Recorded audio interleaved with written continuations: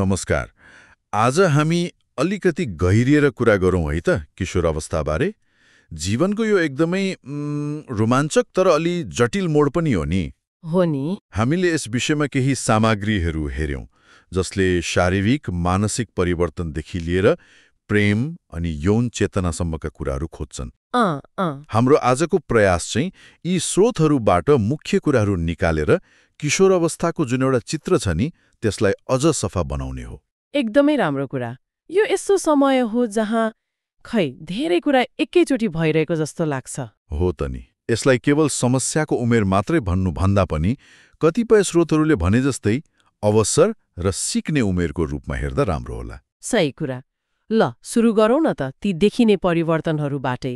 करिब 11 देखि 19 वर्षको उमेर होइन? शरीरमा ठूलै उथलपुथल हुन्छ, हर्मोनको खेल सुरु हुन्छ भन्छन्। केटीहरूमा महिनावारी, केटाहरूमा स्वर धोद्रो हुने, दाढीझुङ्गा। यो त भयो सामान्य जानकारी हो। तर यसको मनोवैज्ञानिक असर नि सामग्रीहरूले के भन्छन्? शारीरिक परिवर्तन त छँदैछ, त्यो त देखिन्छ। तर त्यसैसँग आउने त्यो मानसिक र भावनात्मक आँधीबेहरी छ नि, त्यो चाहिँ अलिक गहिरो हुन्छ। म को हुँ भन्ने प्रश्न यो एकदमै प्रबल हुन्छ। एउटा अध्ययनमा त के देखियो भने यो म को हुँसँग जुत्दा करिब 40% किशोर किशोरीले केही समयको लागि आत्मविश्वास कम भएको महसुस गर्दा रहेछन्। हो र? अनि यौनिक भावना जाग्नु, विपरीत लिङ्गीप्रति आकर्षण बढ्नु, यो सबै मतलब एकदमै प्राकृतिक हो, डराउनु पर्ने कुरै छैन। यो त आफूलाई चिन्ने एउटा प्रक्रिया हो। तर यो यौनिकताको कुरा आउँदा चाहिँ हाम्रो समाज अलि कस्तो भने खुम्चिन्छ जस्तो लाग्छ नि। एकदमै। हामीले हेरेका सामग्रीमा पनि त यसबारे खुलेर कुरा गर्नुपर्ने आवश्यकता देखिएको छ हैन र? बिल्कुल।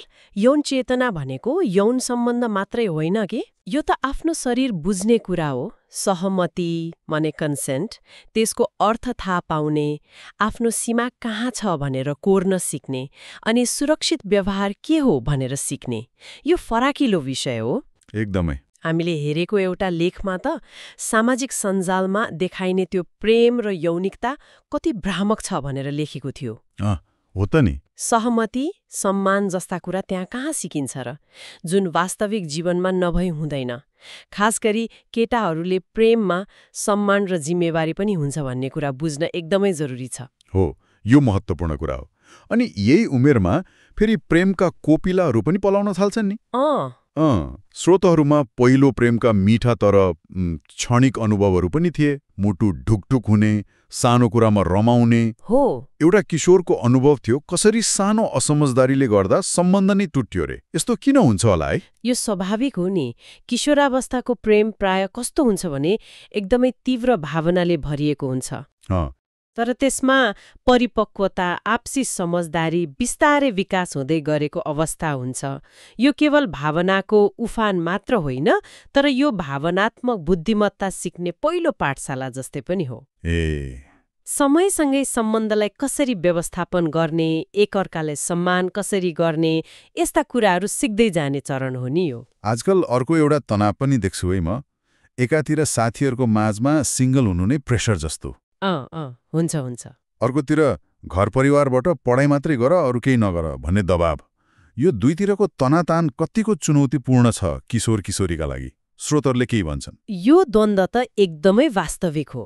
धेरैले अनुभव गर्ने कुरा हो यो। हो नि।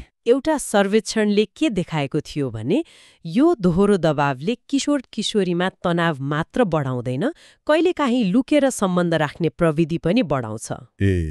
त्यो त जोखिमपूर्ण भयो नि त। हो नि। त्यसले गर्दा उनीहरू जोखिममा पर्न सक्छन्।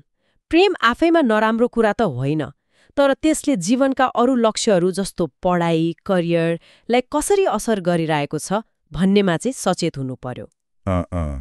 महत्त्वपूर्ण कुरा भनेको प्राथमिकता निर्धारण र सन्तुलन हो।